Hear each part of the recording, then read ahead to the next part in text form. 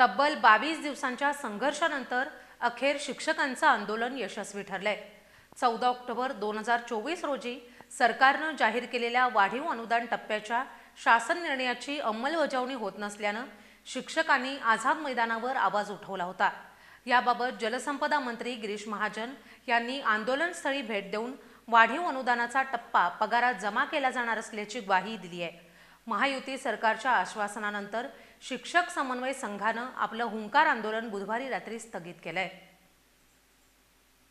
14 October 2024 रोजी सरकारनं जाहीर केलेल्या वाढीव अनुदान टप्प्याच्या शासन निर्णयाची अंमलबजावणी होत नसल्यानं राज्यभरातील शिक्षक आणि शिक्षकेतर कर्मचारी गेल्या 22 दिवसांपासून आझाद मैदानावर हुंकार आंदोलन करत होते।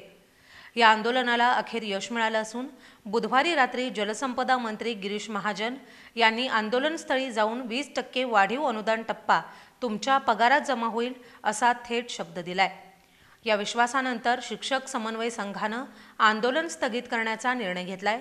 या दरम्यान मुख्यमंत्री देवेंद्र फडणवीस यांनीही वित्त विभागाशी चर्चा करून आंदोलनाचा तोडगा काढण्यासाठी प्रयत्न केले। आंदोलनाच्या ठिकाणी शरद पवार आणि उद्धव ठाकरे यांनीही भेट देऊन शिक्षकांच्या लढ्याला पाठिंबा दिलाय। त्यांच्या समवेत खासदार निलेश लंके आणि आमदार रोहित पवार उपस्थित होते। या आंदोलनात राज्यभरातील 67,000 शिक्षक आणि शिक्षकेतर कर्मचारी सहभागी झाले होते। यापूर्वी काही शिक्षकांना 20 ते 40% अनुदान मिळत होतं, मात्र अंमलबजावणीच्या अभावामुळे हा टप्पा थांबलेला होता।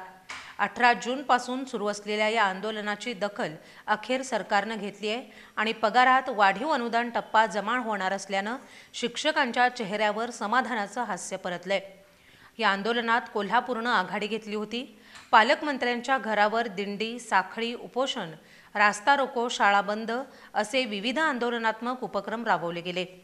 त्यानंतर संपूर्ण महाराष्ट्रात हा आवाज पोहोचला आणि सरकारनं अधिवेशन संपण्यापूर्वी निधीची तरतूद करण्याचा निर्णय घेतलाय।